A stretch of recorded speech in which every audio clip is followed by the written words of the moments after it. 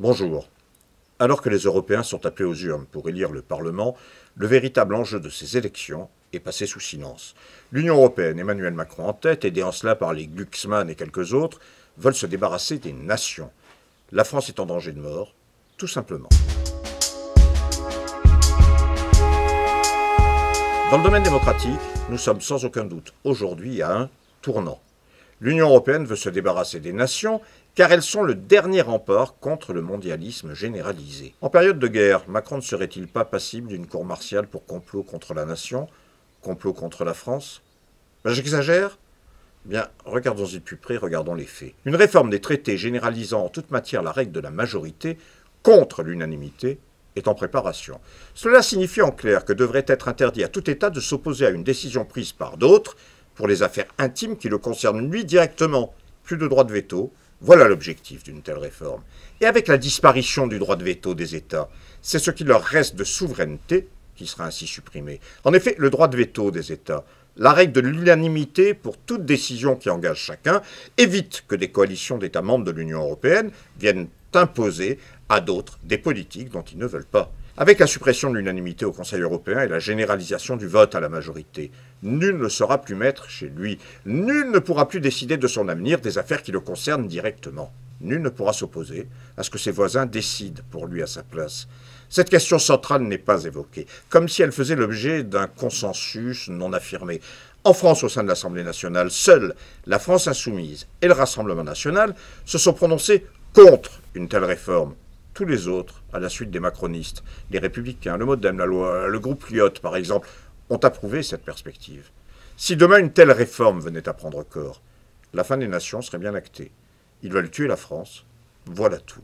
C'est cela qui se joue conformément à la volonté, entre autres d'Emmanuel Macron, qui verrait certainement avec plaisir le cadre national contraignant disparaître pour être désigné président de l'Europe. Ah, mégalomanie quand tu nous tiens. Le cauchemar devrait ainsi prendre une autre tournure. Le cauchemar pour les peuples, pour les travailleurs, pour les salariés, le cauchemar pour les jeunes, les retraités et tous les autres. Alors pourquoi un tel acharnement partagé par tous pour présenter des listes et être élu dans le cadre européen qui a programmé notre mort en tant que nation, en tant que citoyen, en tant que Français?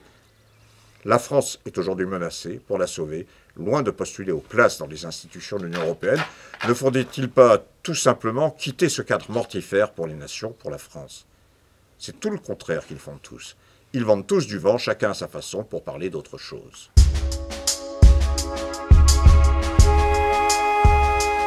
Pour Glucksmann et le PS, il faut plus d'Europe. Évidemment, plus d'Europe politique, sociale, écologique, industrielle, disent-ils. N'en jetez plus, en attendant, il faut plus d'Europe. Pour De Fontaine et le PCF, il faut moins d'Europe et plus de coopération européenne. Tiens donc, il s'agirait de reprendre la main en France et en Europe. Bref, donner un autre visage au monstre, en quelque sorte. Et Bellamy des Républicains prône une Europe forte. Une Europe forte pour retrouver notre destinée, faire entendre la voix des Français dans le Parlement européen, dit-il, faire entendre la voix des peuples, là où précisément les peuples n'ont pas leur mot à dire. Ce qui compte pour Valérie Hayer, la macroniste, ce sont les lois européennes. Une Europe influente pour faire adopter les lois sur le climat, sur l'emploi, les lois sur les jeunes, les agriculteurs et que sais-je encore. Bref, faire adopter des lois qui s'imposeront au peuple, sans évidemment que les peuples n'en aient à aucun moment débattu. Bardella, du Rassemblement national, est partisan de changer l'Europe sans rien détruire. Du en même temps, revu et corrigé, en quelque sorte. On maintient le cadre qui par définition est inamovible, tout en le transformant, le faisant bouger. Bref, Bardella transformé en prestidigitateur. Et Manon Aubry demande qu'on lui donne la force pour tout changer.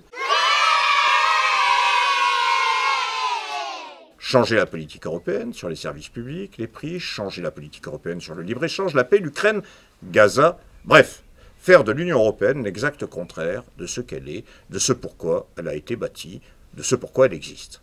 À les entendre sur les points précis d'emploi, de salaire, d'échange, de coopération, de services publics et autres sujets, ils donnent tous le change. Personne ne semble vraiment d'accord avec personne. Oui, sauf sur un point. Nul de 10 mots, sinon du bout des lèvres, sur la volonté de l'Union européenne de liquider les nations, de détruire la France. Nul ne dit mot sur la disparition programmée de notre pays. Et pour combler le vide, ils se proposent tous d'amender l'Union européenne. Ils sont tous d'accord pour respecter les institutions et donc le cadre de l'Union européenne. Et tous, soit par ignorance, soit par calcul, soit par dupris, disent à peu près n'importe quoi aux électeurs. L'escroquerie n'est pas loin. Tenez, Alexis Tsipras, la mémoire leur fait-elle défaut à ce point ? Car cette volonté affirmée de modifier l'Europe a connu par le passé une expérience qui s'est terminée en débandade généralisée, pour la gauche notamment. Dans les années 2015, le leader de Syriza, alors parti frère en Grèce de la France insoumise, en France, propose de modifier l'Europe, d'en changer radicalement le cours. Pour une Europe sociale, disait-il alors. Il pouvait même rajouter pour une Europe démocratique, une Europe de l'emploi, bref, une Europe du bonheur en quelque sorte. On connaît la suite. La Grèce, confrontée à la Troïka depuis les années 2010, attaquée sur tous les fronts. Et à l'arrivée, la gauche défaite. La Commission européenne, la Banque centrale européenne et le Fonds monétaire international qui composaient cette fameuse Troïka, victorieux pour imposer leur remède de cheval au peuple grec, une austérité assassine. Et aujourd'hui, tous, chacun à sa sauce, propose de bien voter pour modifier de l'intérieur la politique de l'Union européenne. Ils ne se moqueraient pas un peu du monde, tous, autant qu'ils sont. Car modifier quoi et comment? Dans le domaine agricole, par exemple, l'Union européenne, ce sont les accords de libre-échange qui organisent une concurrence déloyale au profit de l'agro-business. Ce sont des produits absolument dégueulasses dans nos assiettes et la mort de nos agriculteurs, tout simplement. Dans le domaine migratoire, l'Union européenne, c'est l'incapacité de réguler, de maîtriser, d'accueillir comme de refuser. Dans le domaine industriel, c'est la liquidation de l'industrie française, notamment au nom des moindres coûts et des profits maximum. Dans le domaine international, l'Union européenne, c'est la guerre, à Gaza et en Ukraine, comme le veut l'OTAN, dont l'Union européenne est dans les faits un fidèle auxiliaire. Et c'est donc surtout l'économie d'armement qui engraisse les actionnaires en confisquant des milliards qui pourraient aider les peuples. Évidemment, tous les candidats déplorent la guerre, Pardi. Oui, mais tous votent des crédits et des aides à répétition à destination de l'Ukraine notamment, pour aider entre autres son effort de guerre. Dans le domaine social, tiens, c'est un grand écart toujours plus important entre la petite minorité des très riches et l'immense majorité des nécessiteux. C'est un appauvrissement généralisé, avec un coût de l'énergie notamment qui a explosé, plus de 60% en 2 ans, des services publics martyrisés, de la santé à l'éducation, en passant par les transports, par exemple. Une ouverture à la concurrence pratiquement généralisée. Pourquoi donc ce jeu de dupes? Quelle est la motivation des partis et candidats qui s'échinent à ne pas parler de l'essentiel, la préservation de notre pays en tant que tel, qui disent à peu près n'importe quoi pour être élus? Au risque d'être taxé de populiste, eh bien je ne peux m'empêcher d'émettre une hypothèse.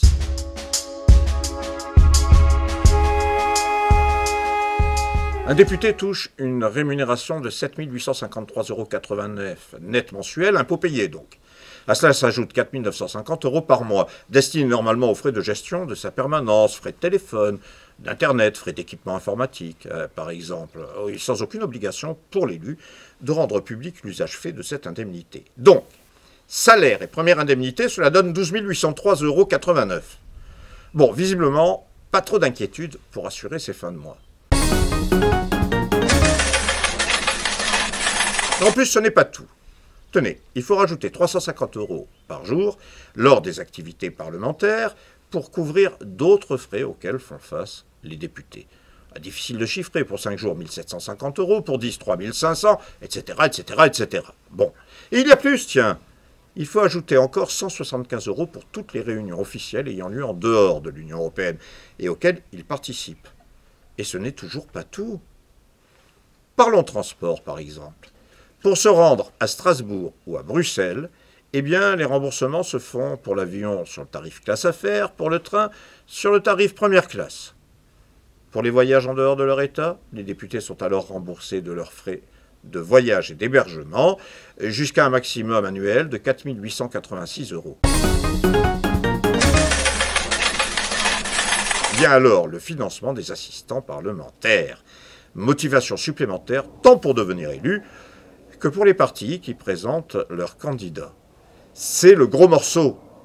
26 696 € sont alloués chaque mois à chaque député pour payer assistants et éventuels stagiaires. c'est pas fini. À la fin de leur mandat, les députés européens peuvent toucher une rétribution temporaire égale à 1 mois de salaire par année d'exercice. La retraite, vous me direz, pour celle des Français ratiboisés par Macron et sa majorité, ils ont été plutôt muets, discrets, les députés européens. Pas pour la leur, hein. Ils sont plutôt attentifs. C'est assez normal en fait. Les députés ont droit à une pension dès l'âge de 63 ans, conformément à l'article 14 du statut des députés. Elle s'élève à 3,5% de la rémunération par année d'exercice, plus 1/12 par mois supplémentaire. Pour un mandat de 5 ans, par exemple, les calculs donnent une pension de 1 400 € par mois environ, soit la retraite de millions de Français ayant travaillé toute leur vie.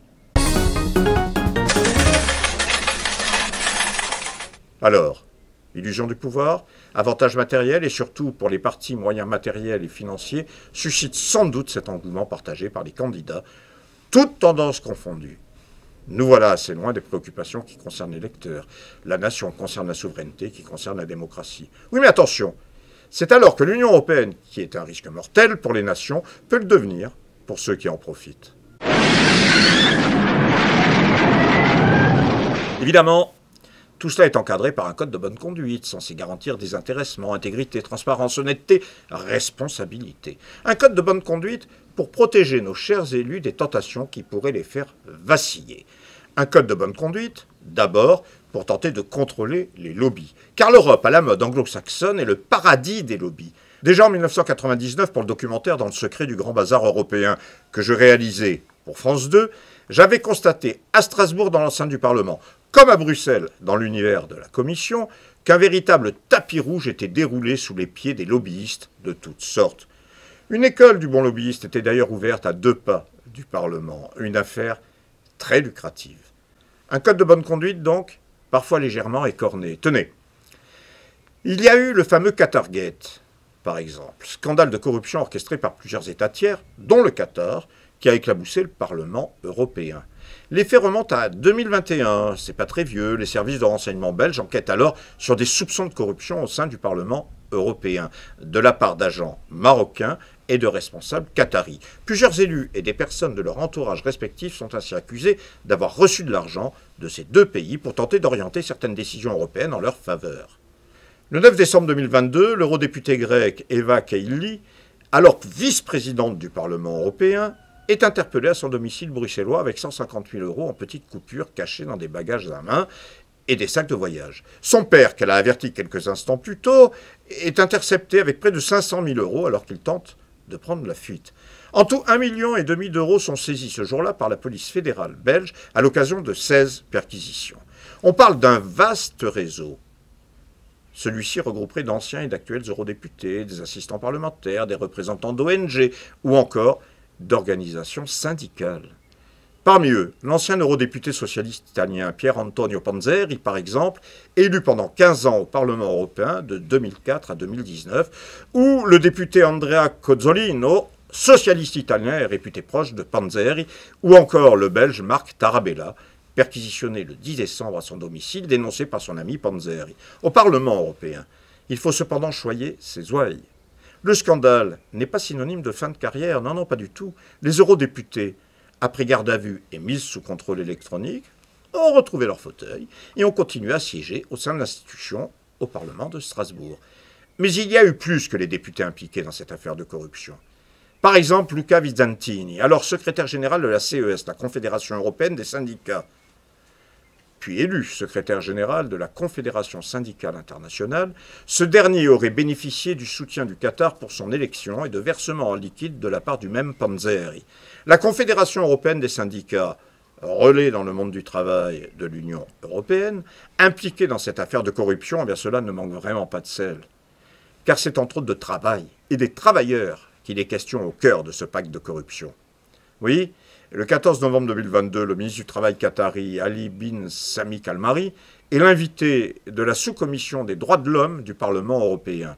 À quelques jours du début de la Coupe du monde de football à Doha, les parlementaires doivent notamment évoquer les conditions de travail des ouvriers sur les chantiers. Ce jour-là, plusieurs députés considérés comme favorables au régime sont installés dans la salle. Le Belge Marc Tarabella dénonce des discours trop critiques à l'égard du Qatar. Les réponses du ministre auraient été également rédigées à l'avance par certaines personnes mises en cause dans cette affaire. Cela dans le but d'éviter une mauvaise publicité pour le pays à une semaine du grand événement. Le 21 novembre 2022, le groupe de la gauche radicale demande à inscrire à l'ordre du jour une résolution portant sur les conditions de travail des ouvriers du Qatar. S'y opposent alors une grande majorité du Parti populaire européen, mais également de nombreux députés du groupe socialiste, dont sont issus les députés mis en cause. Les institutions européennes, synonymes de scandale, sont atteintes au plus haut niveau. La présidente de la Commission européenne, Ursula von der Leyen, fait figure de symbole. Cela nous ramène au Covid. Tenez, l'Union européenne avait alors voulu obtenir des doses de vaccins en grande quantité. C'est ainsi que New York Times apprenait qu'Ursula von der Leyen échangeait directement avec le patron de Pfizer, Albert Bourla.